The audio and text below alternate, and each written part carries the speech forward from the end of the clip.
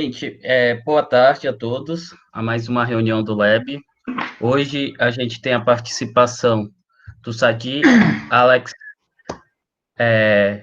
Chavaldi Valdez, espero que eu tenha pronunciado certo, que ele foi aluno de graduação na faculdade, na FMVZ USP, fez mestrado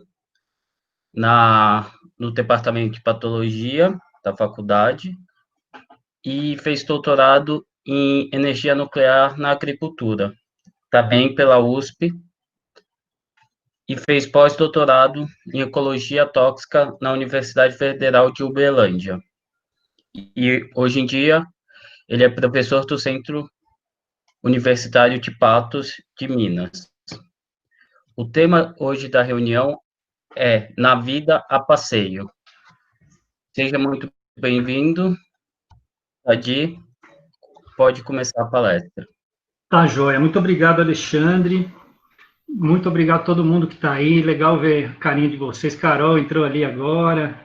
Nossa, muito legal, muito emocionante. Eu não sei nem como que eu vou me sair, né? Depois me preparei aqui, mas não me preparei para ver tantos amigos que eu não via há tanto tempo, né? Alguns de vocês. Mas, enfim, torçam por mim aí. Conto com a cumplicidade de vocês.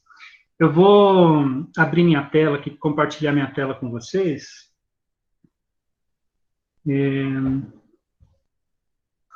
Eu preparei alguns slides aqui, se vocês... Quem é mortal já fica olhando ali quantos slides são muitos, mas quase tudo é foto, a maioria é foto. Então, acho que eu não vou ficar muito tempo me enrolando, não. Cadê? Bom, estou compartilhando. Gente, vocês estão vendo? Fala no microfone, por favor. Sim. Beleza. Quando eu coloco assim, eu não consigo mais enxergar o chat. Então, se precisar falar alguma coisa, às vezes o meu microfone para de funcionar, isso tem acontecido quase diariamente nas minhas aulas, mas aí os alunos não me avisam, de sacanagem. Mas vocês, por favor, me avisem. Bom, gente, o Fernando me convidou, né, faz algum tempo já para fazer essa fala com vocês, e o pedido dele foi que seria interessante para os alunos da pós-graduação saberem que existe vida, as palavras acho que foram essas mesmo, existe vida depois da pós-graduação, existe vida fora da USP, fora de São Paulo. Então ele me pediu para eu relatar as minhas experiências. Eu, sinceramente, nem acho minhas experiências tão valiosas assim, mas se o professor Fernando acha, né, então deve ter um motivo para achar isso. Então eu vou contar as minhas experiências. Eu confesso para vocês que foi uma das coisas mais difíceis de tudo que eu já apresentei, assim, né, porque me soa muito a pretensão, sabe, a querer mostrar uma coisa, a querer se exibir, e quem me conhece sabe que eu não sou assim. Mas, de qualquer forma, eu tenho que mostrar, né, se é para mostrar onde eu vim parar, agora, nesse momento, onde que eu estou no ponto desse passeio, eu tenho que contar minha trajetória também, né? Então, eu vou começar com um textinho. Por que eu escolhi esse título, né? Aí depois a Germana me convidou, aí ela me falou, precisa de um título, qual que vai ser o título? Aí que o bicho pegou, né? Falei, caramba, né? O que eu vou colocar? Aí um dia eu estava correndo, fazendo meu Cooper matinal, e é nessas horas que a gente organiza a mente, né? E aí eu pensei, já sei, vou colocar Na Vida Passeio, né? Porque eu encaro a vida, eu gosto dessa ideia, né? Então, vou começar com um textinho mesmo, que é mais fácil do que eu explicar. Não sei se vocês conseguem enxergar, mas eu vou ler, né? Talvez alguém esteja no celular, fica menorzinho. Eu vou ler aqui, a gente lê juntos. Me agrada a ideia de levar a vida como um passeio, daqueles em que o destino importa menos do que os caminhos. Em um passeio, decide-se as coisas pelo caminho. Se um caminho nos desperta curiosidade, seguimos.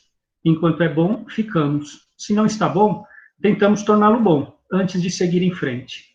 Se tratamos tudo e todos com cuidado e verdade, tudo e todos nos devolvem isso. Assim, vamos entendendo como as coisas funcionam e como é fundamental agir para que mais pessoas possam continuar passeando. O passeio fica pleno, a bagagem rica. A volta é diária, não para um lugar, mas para a nossa essência. Então, é isso que eu quero contar para vocês hoje, né? Vou passar rapidamente por alguns pontos da minha trajetória, que eu julgo serem importantes para entender o que eu faço hoje. Eu estou num ponto do meu passeio, né? Meu passeio ainda vai, espero que demore aí um tempo. E essa foto aí é uma foto da fachada da minha casa. Aliás, aqui é a minha casa, né? Vocês estão dentro do meu quarto. Minha casa não tem portas. As únicas coisas que tem portas são os quartos e os banheiros. E do lado de fora, né? Mas não tem porta da sala, porta da cozinha, porta... Então, lá fora fica mais difícil de dar aula, porque tem galinha da Angola, tem cachorro, tem as crianças, né? E essas coisas fazem barulho e tem direito de fazer barulho. Então, vocês estão aqui no meu quarto, que fica mais prático. E essa é a fachada da sala da frente da minha casa, um pedacinho ali, e tem ali o mapa do Brasil, com a bandeira do Chile, e o mapa do Chile com a bandeira do Brasil, né? O mapa do Chile meio alterado, né? Porque se for fazer muito fininho, o cimento não fixa, aí fizemos ele um pouquinho mais grosso, né? Uma liberdade poética. Poética, no caso, uma liberdade escultúrica, digamos, né? Meu nome é Sadi, prazer, para quem não me conhece, ou para quem não sabe meu nome, fique tranquilo que todo mundo erra meu nome, eu tenho um caderninho só com nomes que inventam para mim, bullying comigo mesmo, desde criancinha. Os nomes do meio eu nem coloco ali, porque é difícil mesmo, né? Então, só coloco Sadi e Valdez. Bom, vamos começar, então, esse passeio, né? Essa foto aí é do Chile. Então, eu sou chileno, eu nasci no Chile em 1973. Essa foto aí é de outubro de 2018, quando houve de 2019, perdão, quando houve manifestações lá onde o mote central era a educação, né? A população se manifestou mesmo, né? Lá existe essa tradição, e ali em cima é a bandeira Mapuche, um dos principais povos originários do Chile, né? Então essa foto foi bastante emblemática, e Santiago estava tomado nesse dia, então é desse país que eu vim. Ali está o mapa do Chile, bem diferente, né, do que eu coloquei na parede.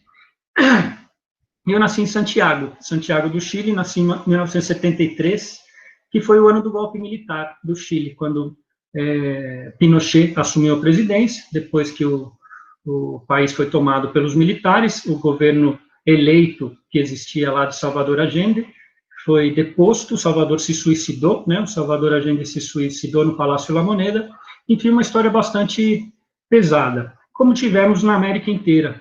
Mas eu acho que no Chile, não sei se a gente consegue medir isso, né? Mas foi um dos países onde a ditadura foi mais sangrenta, né? Então isso foi por essa razão que nós viemos para o Brasil 3 anos depois, né? Então em 1976, nessa época, né? Década de 70 até o comecinho da década de 80, muitos chilenos foram embora do Chile em busca de condições melhores, assim como as aves migratórias, né? Sempre em condições de lugares melhores. Alguns deportados politicamente, porque por perseguição e corriam o risco de serem torturados e mortos, alguns economicamente, foi o caso da minha família. Meu pai já tinha 3 filhos e estava um pouco difícil de sustentar todo mundo lá e imaginar um futuro bom para todos, onde os filhos pudessem viver em liberdade, viver dignamente, né? Meu pai não tinha um trabalho digno. E aí ele resolveu sair pelo mundo. E uma das possibilidades que surgiu foi o Brasil, e foi essa que eles escolheram, meu pai e minha mãe. No princípio veio meu pai, e o lugar que ele escolheu foi essa cidade aqui, São Bernardo do Campo, que é ali divisa de São Paulo, né? Grande ABC, cidade grande São Paulo.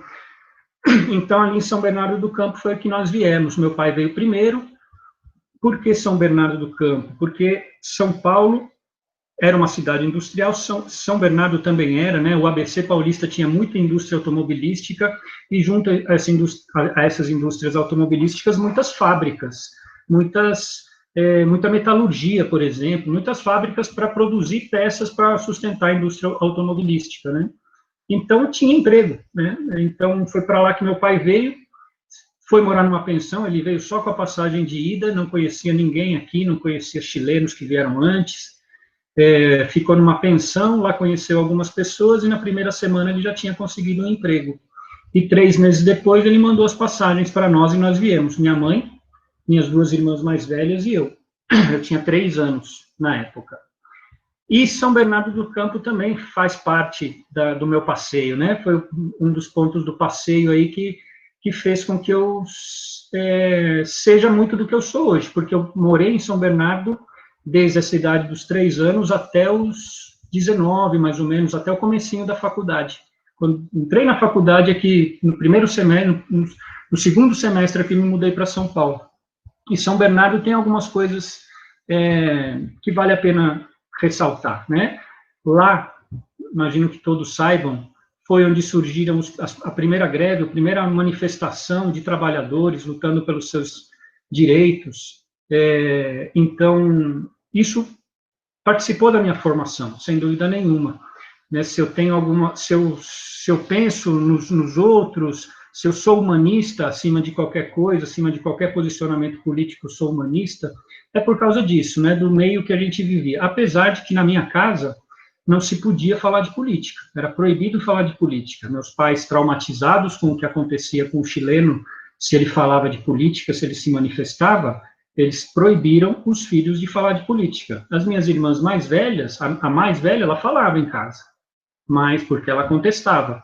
Mas fora de casa todo mundo falava, né? Todo mundo se posicionava. Então a gente vivia num ambiente onde era muito importante você olhar para o outro, né? Você considerar a dor do outro. Então isso acabou formando essas pessoas que viveram mais ou menos da minha idade. Quando eu encontro alguém mais ou menos da minha idade que é de São Bernardo, Santo André, São Caetano, a gente tem coisas em comum e isso é muito legal. Outra coisa que tinha em São Bernardo era a cidade onde primeiro começou o skate, o movimento do skate no Brasil, né, São Bernardo e Santos. Eu não era do skate, porque meu bairro era um bairro de periferia, que era tudo paralelepípedo, então eu andava de bicicleta, né, bicicleta eu adorava, a gente fazia tudo de bicicleta, mas skate eu não era.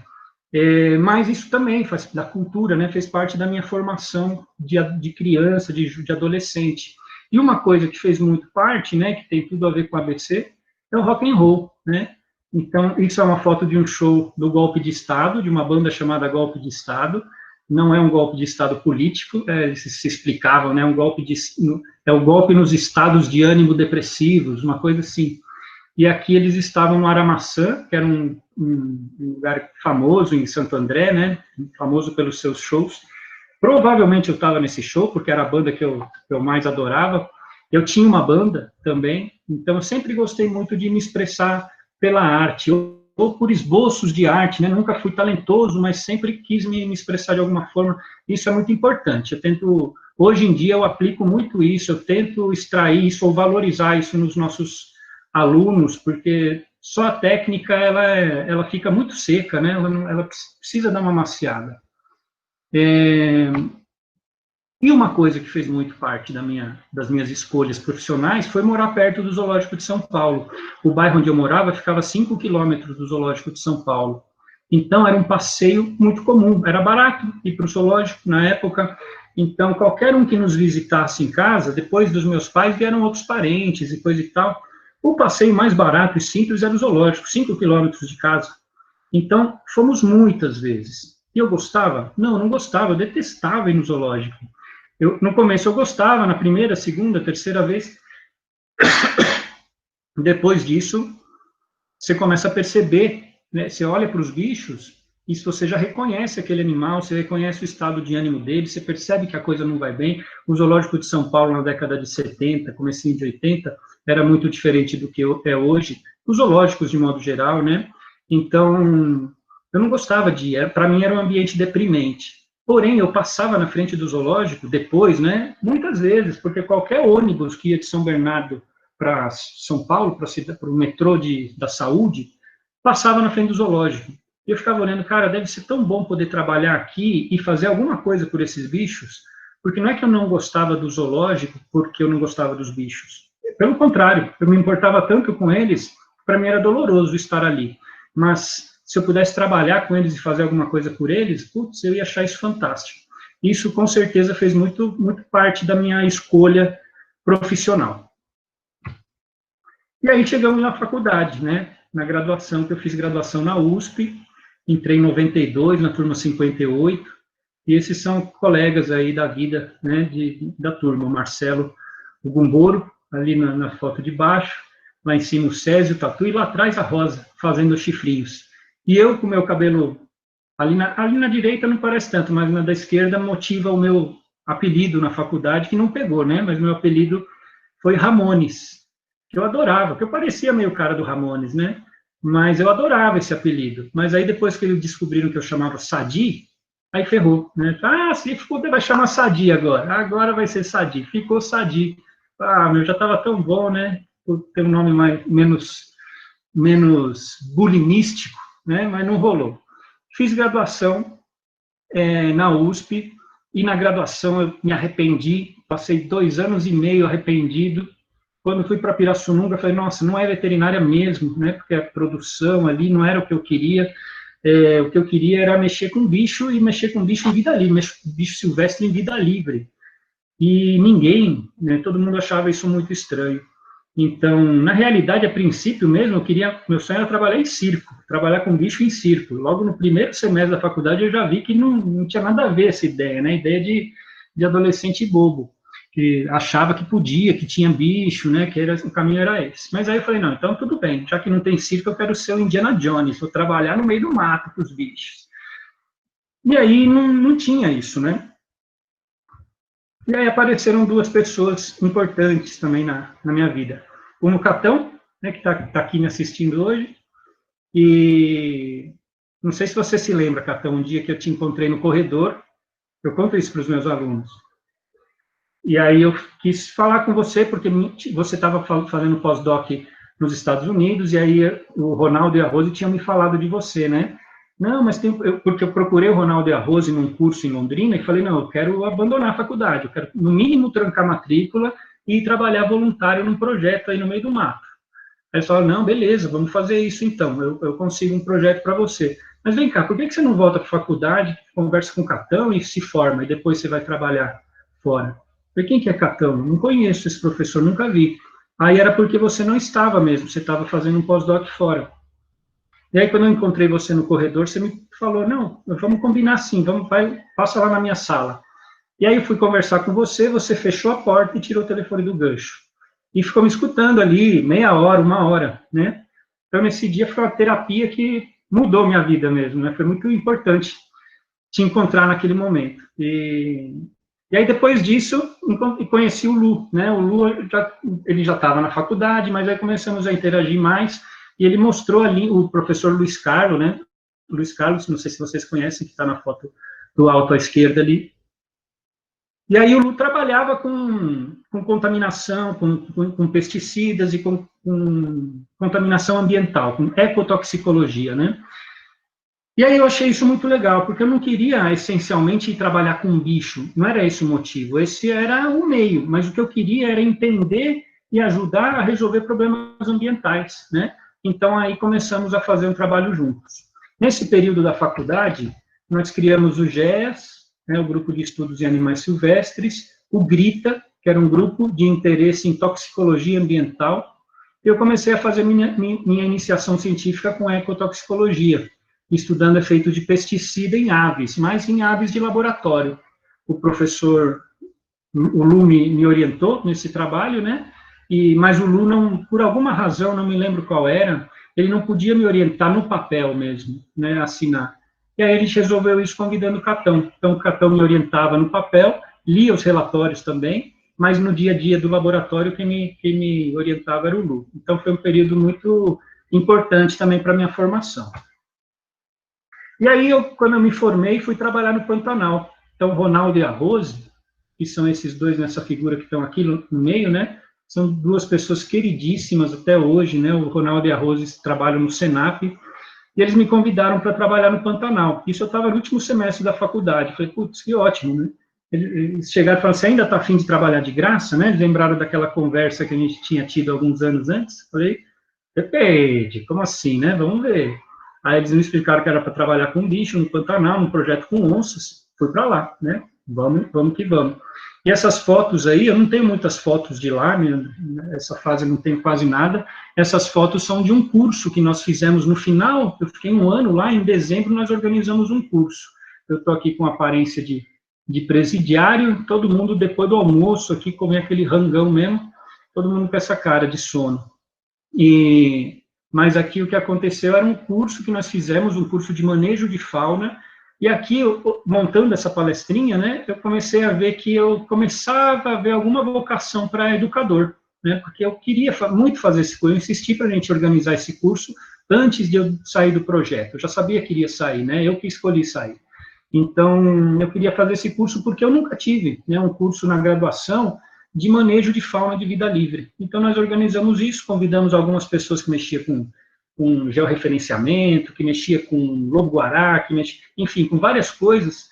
Eu falei dessa parte da predação por onças em gado, né? Então, chamamos o Lu para falar de contaminações ambientais. Então, foi um curso bem legal, e aí já tinha alguma vocação para educador, mas eu nunca tinha percebido isso. Catão, muito antes também, num dos grupos de estudo, a primeira apresentação que eu fiz, eu nunca fiz nenhuma apresentação na minha graduação nas disciplinas. As únicas foram no grupo de estudos. E na primeira que eu fiz, eu estava nervoso, mas nervoso, que eu não conseguia. E na hora que eu terminei, tinha 3 pessoas assistindo, né? Tinha muito poucas pessoas, era o comecinho do grupo. O Catão falou: Sadi, você organizou super bem sua palestra, sua fala, você já pensou em ser professor? Falei: você tá louco, para fazer isso aqui 10 minutos eu já suei desse jeito, imagina, né? Ele tá doido. E olha o que aconteceu, né, Catão? Acabou, sua visão estava, acho que estava correta, né? Acho que eu estou indo bem. Bom, nesses caminhos para o Pantanal, eu passava pelo Parque Nacional das Emas, mais um ponto do meu passeio, né? A gente dormia lá dentro. Tinha o Leandro e a Ana, que trabalhavam lá, que moravam lá, e o Mário Barroso, que mexe com fogo, estudioso de fogo, e eu e o Ricardo Bulhosa parávamos ali, dormíamos no Parque Nacional das Emas, na casa deles, e no outro dia seguíamos. E aí eu via essas cenas aqui, né? Trator jogando agrotóxico, e do outro lado da rua é o parque. E cenas assim também, situações assim, soja a 2 metros, a 3 metros da cerca, em alguns lugares a de centímetros mesmo, né? Da cerca. Ali essa cerca é a cerca do Parque Nacional das Emas. A placa não está assim tão em bom estado, mas hoje em dia deve estar tostada, né? Deve estar até pior. Mas, enfim, eu falei, alguém precisava estudar isso, né? Na minha iniciação científica, eu tinha estudado um pouco sobre agrotóxicos, eu falei, ninguém estuda isso aqui, né? Conversando lá no parque. Falei, bom, mais para frente é isso que eu vou tentar fazer. Então, eu voltei para São Paulo, depois dessa parte de trabalhar no Pantanal, para fazer o mestrado. Voltei para a universidade. Achei importante sair um pouco, mas depois eu quis voltar.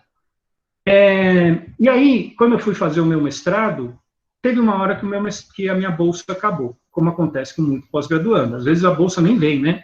Mas eu tive bolsa, acabou, só que o meu mestrado ainda tinha mais experimento para fazer, tinha coisa dado para analisar, tinha que escrever, né?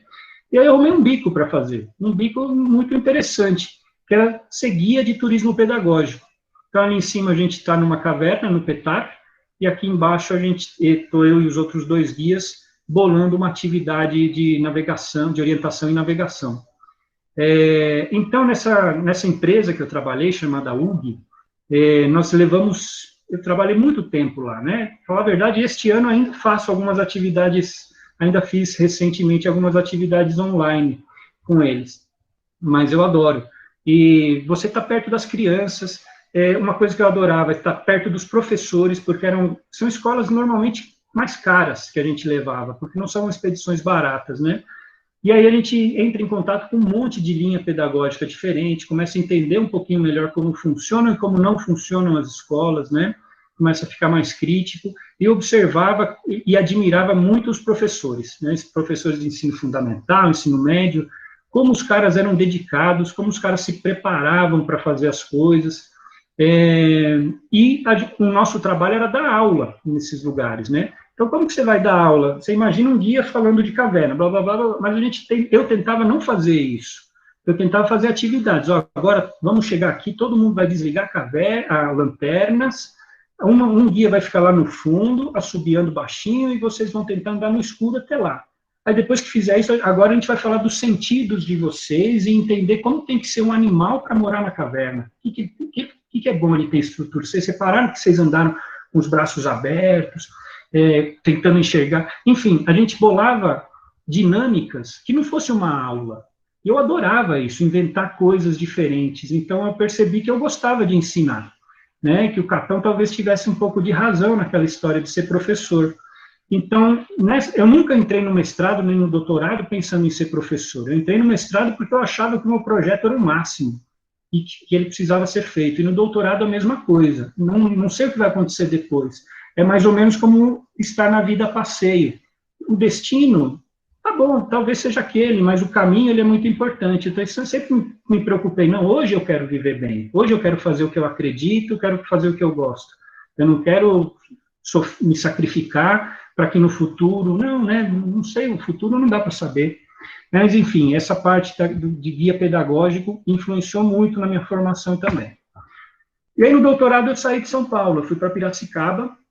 Eu gosto dessa foto está com má definição, né, mas pelo menos dá para ver o rio Piracicaba ali atrás. Esse é o SENA, Centro de Energia Nuclear na Agricultura. Fui trabalhar num laboratório de ecotoxicologia, com cromatógrafos variados, espectrometria de massas, muitas tecnologias bem absurdas, assim, bem modernas, né? E aí eu fiquei bons anos fazendo meu doutorado. Bons anos no sentido não de muitos, mas de muito agradáveis, de muito aprendizado, de muita troca. Até hoje sou muito amigo do professor Valdemar, que me orientou, tenho muitos amigos de lá, de Piracicaba, e morava num bairro ali pertinho. Até então eu sempre andava de bicicleta, aí eu comprei uma moto, porque eram só barranqueira. O Fred, que está aqui, me ajudou a comprar a primeira motinha, uma XLinha, foi comigo até Guarulhos, não sabia nada de moto, só via se tinha duas rodas e o resto eu não sabia, né? O Fred foi lá me ajudar.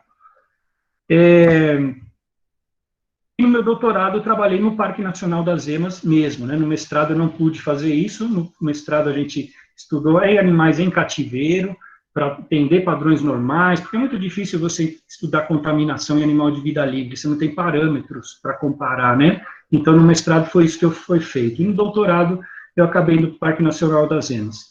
Esse sou eu, fantasiado, fingindo que eu estou focalizando, né? Só para tirar uma foto, porque eu não tinha nenhuma foto. Ficou muito ruim a foto, mas pelo menos dá para saber que sou eu pelo nariz, muito plasticidade, né? A beleza do homem chileno. E aqui também sou eu, dá para reconhecer, deixei de propósito a protuberância rostral, fazendo o meu trabalho. A gente avaliou se essa espécie, que é uma espécie ameaçadíssima de extinção, talvez até já esteja extinta com esses incêndios que estão acontecendo agora, quanto ela ingeria de agrotóxicos. Então, a gente, não estou aqui para falar tecnicamente, né, o ensejo hoje é outro, mas era isso que a gente queria fazer e foi um trabalho muito legal. Foi um trabalho que gerou frutos de chegar na mão de uma juíza que emitiu uma liminar proibindo o uso de agrotóxicos da classe toxicológica mais elevada ao redor do parque, num raio de 2 quilômetros. Então, gerou frutos além de... né, esses trabalhos, eles precisam reverberar na comunidade, não só no meio científico, não só na comunidade acadêmica, né, mas o entorno também precisa saber o que está acontecendo. Então, eu tenho muito orgulho desse trabalho. Mas continuava fazendo, de vez em quando, as minhas experiências aí de turismo pedagógico, né, continuava trabalhando com isso, sempre atento, aí, sempre alerta, convivendo com adolescente, com criança, que é uma coisa boa, deixa a gente... jovem, né, faz a gente não envelhecer, conviver com gente mais jovem. No final do meu doutorado, apareceu um concurso público para veterinário do zoológico. Aí eu falei, putz, e aí, né, acho que eu vou prestar, porque eu nunca tinha mexido com animal em cativeiro, exceto nos meus estágios. Mas eu falei, pode ser um bom aprendizado, né, eu gostei desse caminho, né? Foi um caminho que se abriu ali, que eu falei, olha, esse aqui pode ser interessante, né, me lembrou o zoológico que eu morava quando criança, morava perto, né, resolvi prestar o concurso e passei, né, e aí foi muito coincidência de eu defender e no mês seguinte eles chamaram. Então, continuei aí mais um ano trabalhando como funcionário público, servidor público do município de Piracicaba, e nessa época eu namorava a Celina, né, minha esposa, e ela fazia o pós-doutorado dela em Ribeirão Preto. E a gente tinha combinado de quem conseguisse alguma coisa, o outro acompanhava, e aí tentava conseguir depois. Para ela era mais difícil conseguir alguma coisa assim me acompanhando, porque a formação dela é para ciência mesmo, né? Para a vida acadêmica. A minha já permite mais coisas, sei lá, né? Eu sou meio descarado mesmo também e me meto a fazer mais coisas. Então, ela passou no concurso público na Federal de Uberlândia e eu decidi abrir mão do zoológico e me mudei para Uberlândia. E aí ela ficou trabalhando em Uberlândia, eu fiquei trabalhando, fazendo viagens com as crianças. Em pouco tempo, abri um concurso para professor substituto de farmacologia e eu entrei na UFO, né? UFO é o Federal de Uberlândia. E aí eu comecei a dar aula de farmacologia em sala de aula. Nunca tinha feito isso, né? Já tinha dado aula em barco, já tinha dado aula em canoa, já tinha dado aula embaixo de um céu estrelado de astronomia, tinha dado aula em vários lugares, mas dentro de sala de aula não era o meu nicho. Mas eu gostei muito, né? Eu acabei conseguindo, eu tentava fazer coisas que eu fazia em campo é diferente, você não tem que avaliar o aluno, né? Você não tem que pôr muita regra, tem bastante regra de segurança, mas é um pouco diferente. E em sala de aula é um pouco diferente. Então, eu tentava fazer coisas diferentes, coisas que tocassem mais.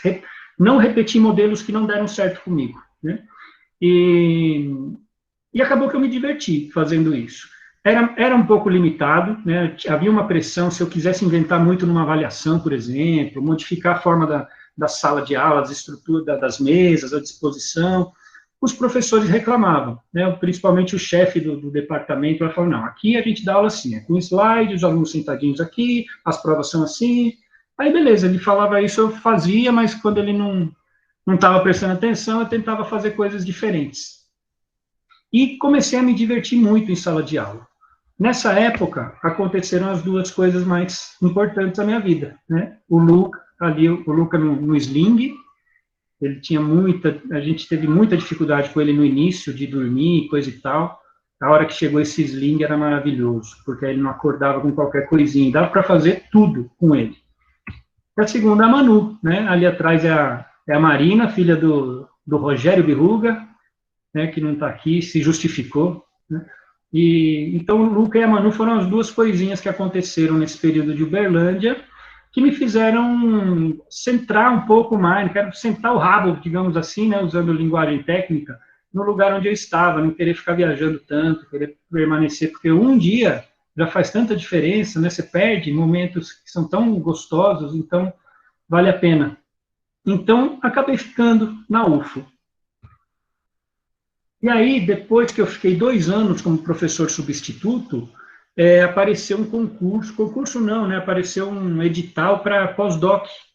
E aí eu concorri, né? Procurei o professor André Quagliato, a quem eu sou muito grato também, escrevi um projetinho, ele submeteu e foi aprovado. Aí conseguimos 3 anos de bolsa de pós-doc, prorrogáveis para mais 2, estudando esse bichinho aí. Podocnemis expansa, tartaruga da Amazônia. Então, nós fazíamos o quê? Íamos para o Araguaia, coletávamos ovos desses bichinhos, trazíamos e incubávamos em laboratório. E ali em laboratório a gente incubava com concentrações variadas de alguns agrotóxicos, para ver se esses agrotóxicos interferiam na ontogenia óssea, né? Então, ali na figura embaixo, né, da direita, ele foi diafanizado, e aí a gente acompanhava se a exposição a agrotóxicos interferia na ontogenia óssea. Esse era o original, mas a gente foi agregando um monte de outras avaliações. Avaliamos casca de ovo, avaliamos sistema nervoso, formação de outras estruturas, genética. Então foram entrando outros alunos e se tornou uma linha de pesquisa. Porque o objetivo mesmo era criar essa linha de pesquisa dentro do laboratório. E ela existe, está lá até hoje, né? Então tem gente que trabalha com isso. Então também tenho muito orgulho de ter participado do primórdio aí dessa linha de pesquisa em ecotoxicologia de répteis. É um trabalho extremamente importante, porque você não avalia répteis, você não avalia animal de vida livre quando vai liberar um agrotóxico, e você não sabe o que pode acontecer com eles, né? E esse trabalho é bem importante. E aí, nessa história aí, eu acabei indo parar no Unipam. Vou acelerar um pouquinho, que eu estou agora que eu vi, acho que a gente começou um pouquinho atrasado também. Fui parar no Unipan, Centro Universitário de Patos de Minas. Ela é privada, né? Fui parar na privada, e essa privada aqui, ela é uma privada mais ou menos, porque ela é uma fundação que administra, e por estatuto, ela não tem fins lucrativos. Então, toda a verba tem que ser aplicada na própria instituição. Então, uma instituição de renome local, assim. Ela, na cidade, ela é muito bem falada, e muito aluno, muito professor, e uma estrutura física fabulosa, e os professores sensacionais também. E uma coisa eu fui conhecer o Unipan, porque me convidaram para dar um curso lá, eu fui, aí a professora coordenadora da veterinária foi me conversar comigo, e ela foi aluna da USP também. Falei, que legal, foi a Alice, se não me engano, da 63, ou 60, não lembro, por aí, 63. E aí ela me mostrou a instituição, e eu senti tudo que eu tudo que a gente sabe, que eu sabia das faculdades privadas, é que eram lugares ruins de trabalhar, né? Eu fui trabalhar com turismo, porque vários colegas de mestrado, de doutorado, de pós-graduação na época, faziam biquinho nas universidades privadas que tem em São Paulo, mas todos reclamavam, né, da condição de trabalho e coisa e tal. Então, nunca ouvi falar muito bem, não tinha muita curiosidade de conhecer mesmo.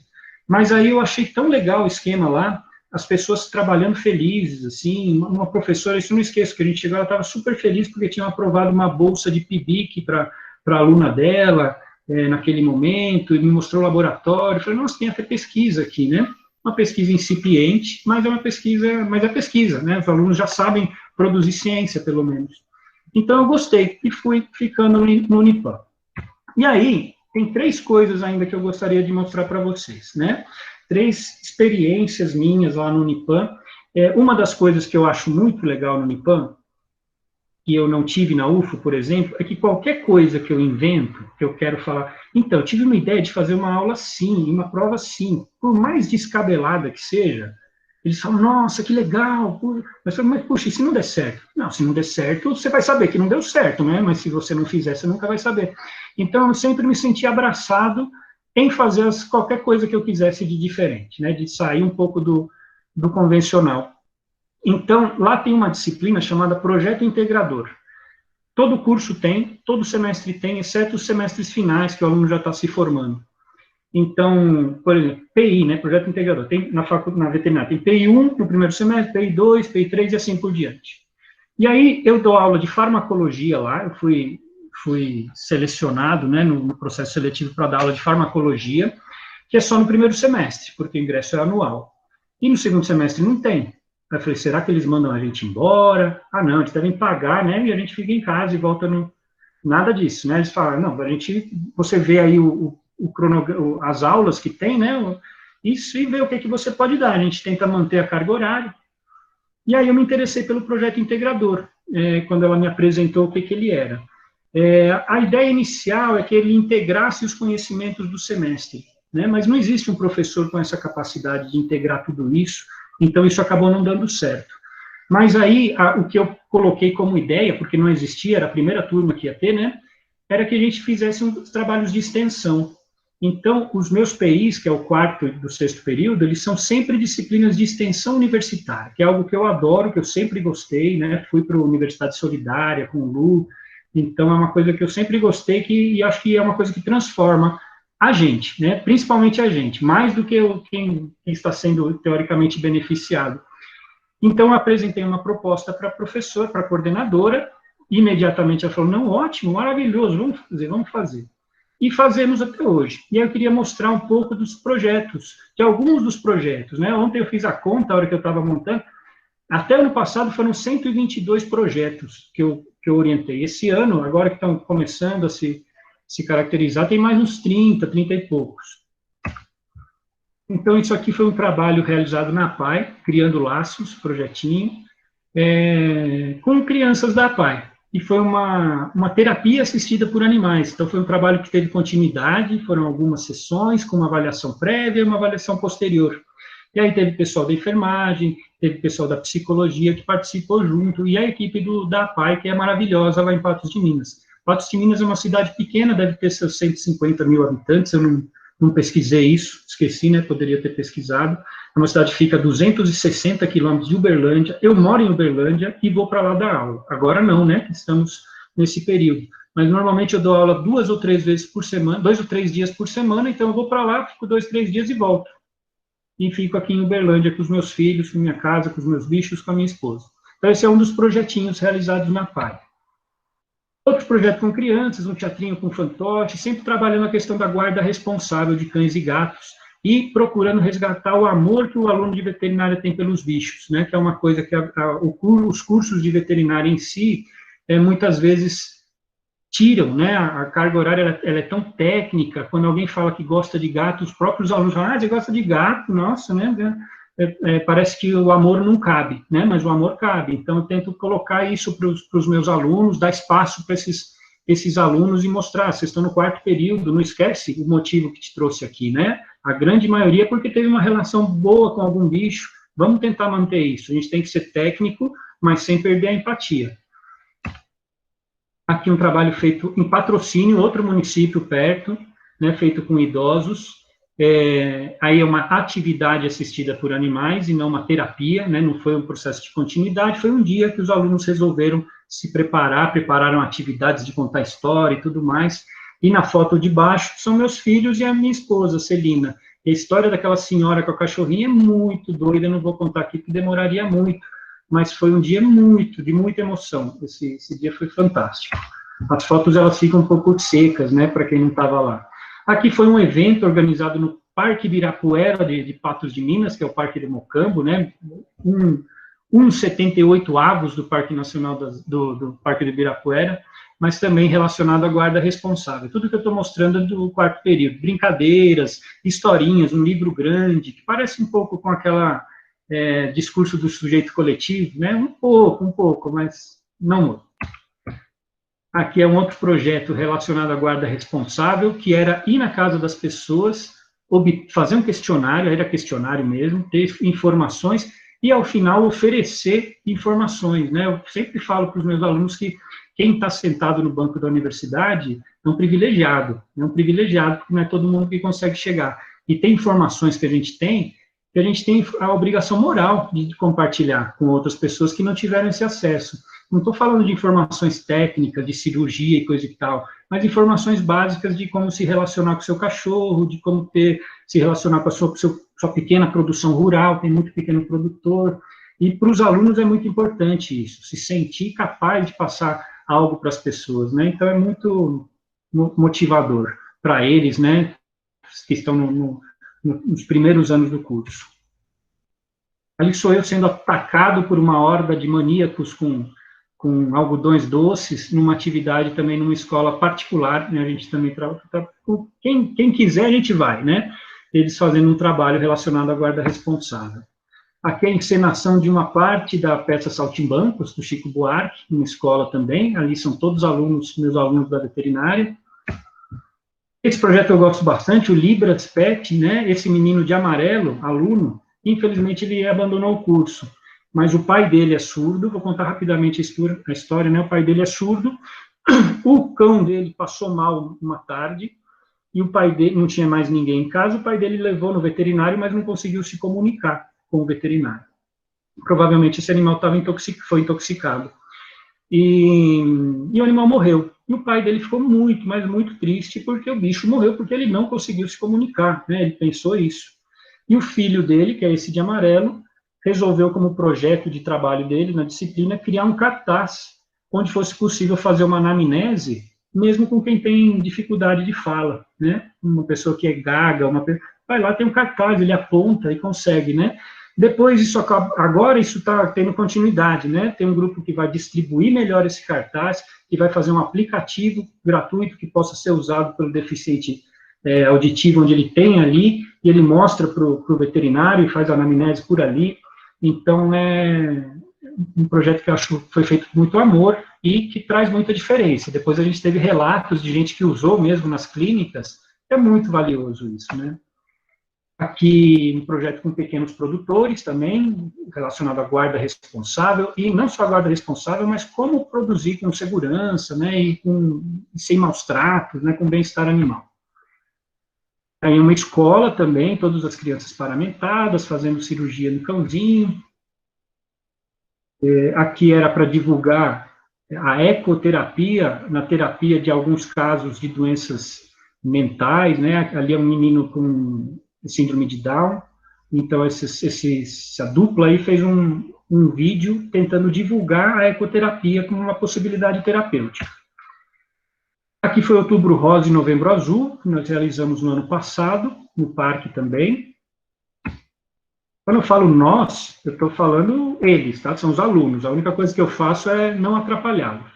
Aqui é um trabalho relacionado à toxoplasmose, feito com agentes comunitários de saúde no município de Lagamar, que é perto ali de Patos de Minas.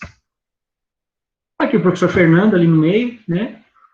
Foi uma roda de conversa sobre leishmaniose, que o professor Fernando nos deu a honra de participar. Ele foi para outro evento que eu havia convidado, e nós roubamos ele para esse também. Aqui, foto ruim, mas eu tirei do vídeo, né? As meninas da veterinária no programa Gui Boaventura, que é um dos programas mais assistidos de Patos de Minas. As meninas ficaram nervosíssimas, mas mandaram super bem, falando de como a destruição de ambientes naturais se relaciona com a raiva, com a transmissão da raiva. Então, já uma questão de saúde única, também de saúde pública. Aqui, essa vertente também existe. Aqui também levando as crianças de um abrigo para o Parque do Mocambo, assuntos relacionados à proteção do meio ambiente. Aqui foi o primeiro evento que nós fizemos, o primeiro evento relacionado a mudanças climáticas, primeira mesa redonda de mudanças climáticas de Patos de Minas, alguma coisa assim, não lembro o nome certinho. Mas eu falei um pouco, teve um outro climatologista que falou, o prefeito, era candidato a prefeito na época, ele foi também, foi bem questionado lá, foi bacana. Aqui um curso de contenção, ali no caso é o Jacaré, né, de verde ali é o Rafael, ali de pé mais no meio é o Evandro, dois veterinários daqui da região também, que a gente convidou, e fizeram esse curso para os bombeiros e para a polícia ambiental, para capacitá-los melhor a trabalhar com esses bichos, né, já que faz parte das funções deles. Fizemos uma roda de conversa sobre agrotóxicos, isso deu bastante o que falar, porque algumas coisas lá no Unipam são financiadas por indústrias químicas, e aí teve umas solicitações ali, mas que eu mostrei que não haveria motivos para a gente atender essas solicitações da indústria química, e a gente tocou do jeito que a gente achava que deveria ser mesmo.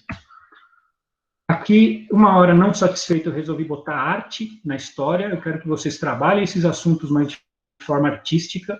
Isso é uma instalação que as meninas não, acho que era só menina nesse grupo, se não me engano, fizeram, era um túnel super impressionista, assim, que você tinha vários ambientes e vários tipos de degradação ambiental, e as pessoas saíam dali, tinha uma câmerazinha que filmava, saíam dali impactadas realmente. Aí nós pegamos todas essas instalações, essa era uma instalação falando de, como chama, de extinções, de processos de extinção, chamado O Mecanismo, e aí a gente pegou várias dessas, né, a maioria, e colocou num saguão do centro de convenções, quando estava tendo um evento relacionado à agropecuária importante lá, e foi muito legal esse evento. Aqui as meninas preparando uma cabine de realidade virtual, depois que ela ficou pronta, ficou muito legal, você entrava, assistia um vídeo sobre meio ambiente, que era tudo bonitinho, e de repente começava a ter degradação, e você saía de lá impactado, e quando saía, ganhava uma fala de uma das meninas ali, e era bem impactante também. Era também eventos artísticos, mas abordar esses assuntos de forma artística, né? Pegadas, enfim, é um grupo que mostrou como que se faz para estudar mamíferos em vida livre para crianças, como que se faz. E tudo eles fizeram, essas pegadas, aquele tronco que mostra um pau arranhado de onça, a máquina fotográfica ali, de câmera trap, né? E aí, apresentando para as crianças. Isso era um percurso grande, e esse era um dos detalhes do percurso.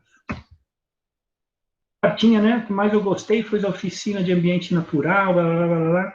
da professora Neide, que é uma aluna nossa, né? Então é tão gostoso receber esse reconhecimento, né? Os alunos não esquecem o que eu estava falando, né? Esses projetos de extensão, eles são muito importantes, principalmente para quem faz, né? Para quem leva. A gente acha que vai dar alguma coisa, mas o que a gente recebe é infinitamente maior. Então, isso é tão gostoso que acaba nos transformando e abrindo o coração e a mente para repetir isso em outras situações que a gente tem oportunidade. Eram 3 coisas. A segunda que eu quero falar é para o dia nascer feliz. Gente, pelo amor de Deus, me interrompa. Eu estou vendo que são 5 para as 2, eu acho que eu tenho uns 10 minutinhos ainda. Se tiver muito, me interrompa, por favor.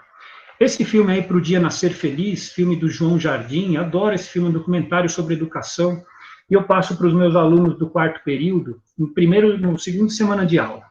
E aí eu peço uma atividade para eles, a gente trabalha pelo portal, né? Coloca no portal ali universitário, uma atividade onde eu falo mais ou menos o seguinte: quando você vê esse filme, cada um se enxerga num personagem ou em outro, cada um tem uma opinião diferente da outra, mas uma coisa que todo mundo pensa, que não tem como variar muito disso, é que quando um aluno se coloca no lugar do professor, ou o professor se coloca no lugar do aluno, o processo de ensino flui muito melhor.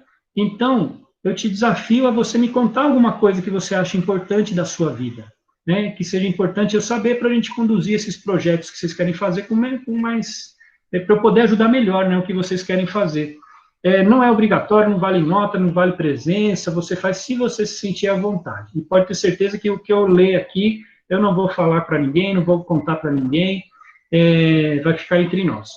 E aí, o que eu vou mostrar agora, uma sacanagem, né? Eu vou mostrar o que eles escreveram, mas eu não vou dar o nome aos bois, então não é sacanagem, não. Aí eu quero mostrar rapidinho para vocês, se for possível, a atividade que eu faço com ele. Então, isso é no 4º período. O que aconteceu? A maioria dos alunos respondeu. Eu não esperava, ninguém vai responder, né? Não é nem obrigatório o negócio. E a maioria respondeu. Aí eu tinha, sei lá, 5 turmas de 60, 300 alunos, tinha 200 textos para ler ao longo do semestre. Eu falei, caramba, o que eu fiz? Né? Cada um com 2 páginas, os caras abrindo o coração mesmo. E aí beleza, li tudo, e no 6º período, um ano depois, eu fiz essa apresentaçãozinha e começo a minha disciplina assim.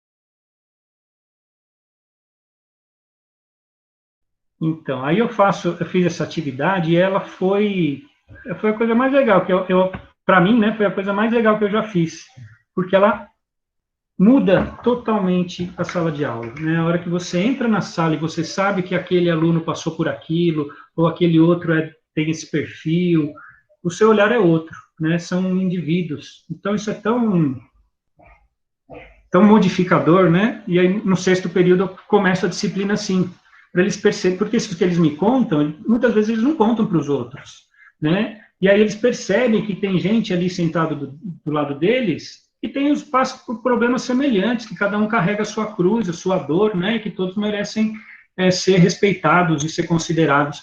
E aí a gente começa um trabalho em grupo com mais harmonia, do que normalmente o aluno não quer ficar em grupo, não. Ah, não, esse aqui não gosto.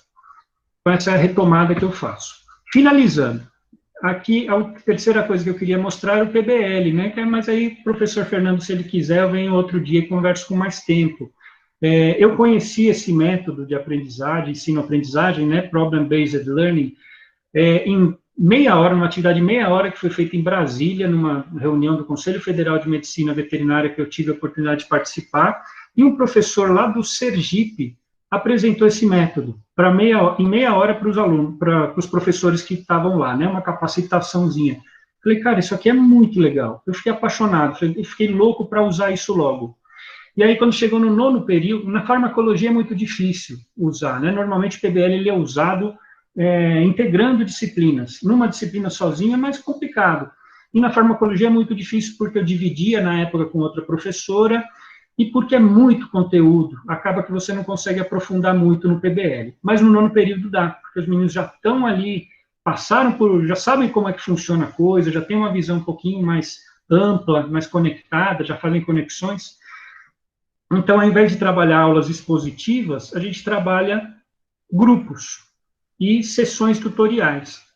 E aí, quando virou... E tem sido muito legal, né? Porque o PBL, a gente faz avaliações a cada sessão, os alunos falam o que acharam de ruim, o que acharam de bom, você também fala o que eles podem melhorar ou não. E eu adaptei, né? O PBL ele é feito para 12 pessoas. No semestre passado, eu fiz para a sala com 88. Então, adaptei o método, dá muito trabalho, mas eu achei que foi muito bom. E mesmo à distância. Então, eu fiz o PBL à distância, teve que interromper o semestre no meio, né? Todos sabem disso, e eu fiz à distância. E só para vocês terem uma ideia aqui, essas são as avaliações que alguns alunos fizeram. Não coloquei aqui para... Né, tem até críticas, né? Isso que é importante. A avaliação, ela faz a gente escolher o caminho certo. Então, considero que a atividade no modo PBL foi bastante proveitosa e intrigante, visto que a cada parte que recebíamos do problema, mudávamos ou confirmávamos as nossas ideias e suspeitas. Ao final, conseguimos chegar ao diagnóstico correto do problema e explicar cientificamente as hipóteses descartadas. Como ponto positivo, destaco a interação que o grupo conseguiu ter, todos os membros se colocando à disposição e contribuindo para a conclusão do caso. Aí depois embaixo, como ponto negativo, levanto a questão da pandemia, que inevitavelmente gerou um distanciamento das informações e, particularmente, algumas vezes, principalmente na etapa 2 do problema, tive dificuldades de compreender o que o professor Sadi esperava do grupo, consequentemente, tendo dificuldades em reunir as informações. Então, é muito legal que eles têm liberdade de criticar também, né? E eu espero essas críticas, eu estimulo essas críticas para melhorar para a próxima, né? Foram 3 sessões tutoriais, esses comentários foram todos da primeira.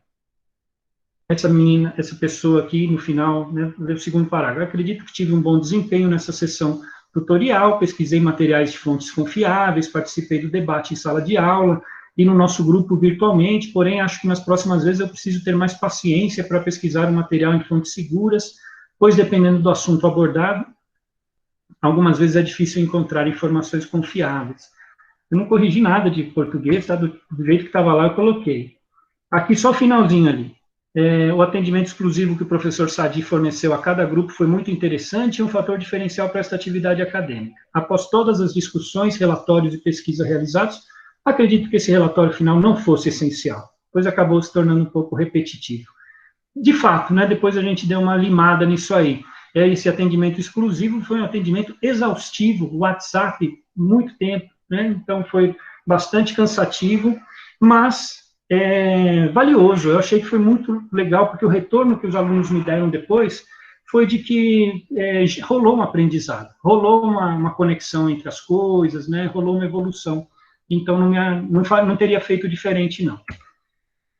E finalizando, gente, mesmo à distância, o passeio pode ser bom, né? A hora que virou a distância, eu sei que a USP também, a veterinária da USP também está tendo aula à distância. A gente começou em março, né? 17 de março foi a última aula presencial, dia 18 de março a gente já estava dando aula à distância do jeito que dava, e aos poucos a gente foi aprendendo. E aí eu quero só colocar, isso eu fiquei muito na dúvida se eu colocava ou não, sabe? Porque é muito, parece que eu estou querendo confete, e não é isso, não. Eu estou colocando pensando no que o professor Fernando falou, né? Mostra para os alunos que é possível ter qualidade de vida, ser feliz, ser realizado, ter sucesso, entre aspas, né? Essa palavra é meio questionável. Então, não leiam isso como, tá querendo se gabar. Não, leiam isso como, puta, a gente tem umas recompensas, às vezes, todo professor tem, eu sei que tem, mas mesmo nessa situação, lá na privada, você está lá no meio da privada, mesmo assim você tem umas recompensas assim. Não vou ler com vocês, né? Vou dar um tempinho e vocês leem.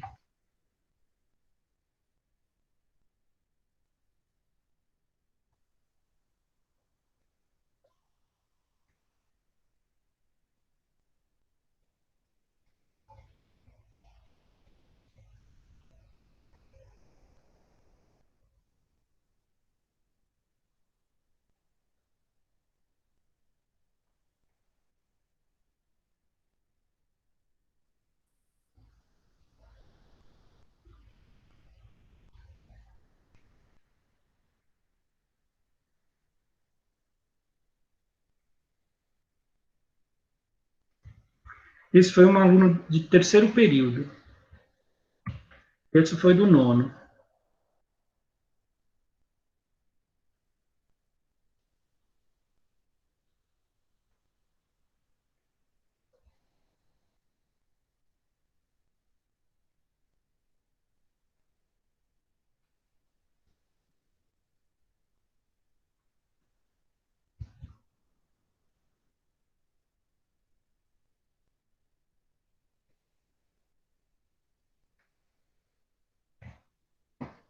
E aí, essa é a turma, alguns alunos do nono período, né, na nossa última aula do semestre, última aula, está todo mundo feliz, né?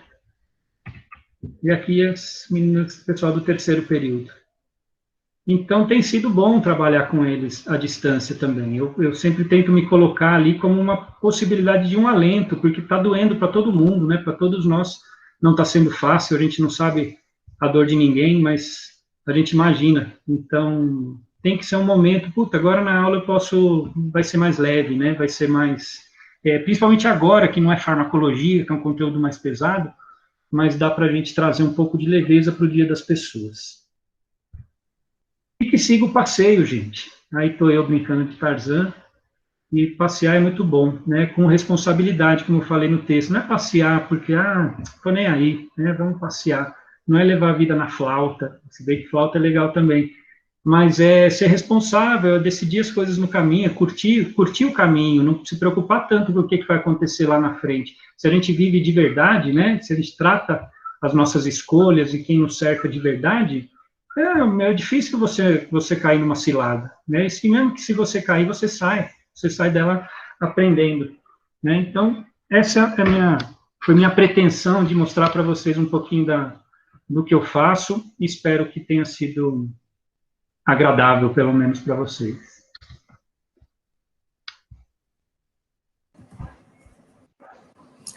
Bom, obrigado, Sadi, por compartilhar com a gente a sua experiência de vida, sua trajetória, porque uma das coisas para quem ainda está no meio, durante a graduação, pós-graduação, a gente tem muitas incertezas da nossa vida. A gente não tem muita confiança no nosso conhecimento e temos medos de falhar. Então, quando alguém vem aqui e mostra a trajetória para a gente, eu me sinto mais confiante em mim mesmo e no que eu estou trilhando. Então, queria muito agradecer você por ter vindo aqui e ter passado essa história para a gente. Alexandre, pode falar. Não, eu só iria encerrar a reunião, mas... Então, só um agradecimento final mesmo, né, que eu mostrei um monte de coisa que deu certo, mas tem um monte de coisa que deu errado também, de tentativas em sala de aula. Uma coisa que a Rosa falou esses dias entre nós, ali do lado, é que eu quero me arrepender do que eu fiz, não do que eu não fiz. Então, a gente tem que tentar mesmo, né? Se você entrou no caminho que ele não está legal, tenta, eu escrevi no texto, tenta fazer ele ficar bom. Se não ficou, volta e tenta outro, né? Uma hora vai dar certo. Então, não tem que ter medo de errar, não. Tranquilo. Bom, gente, obrigado a todos pela participação. Encerro aqui mais uma reunião do Lab. Boa tarde a todos.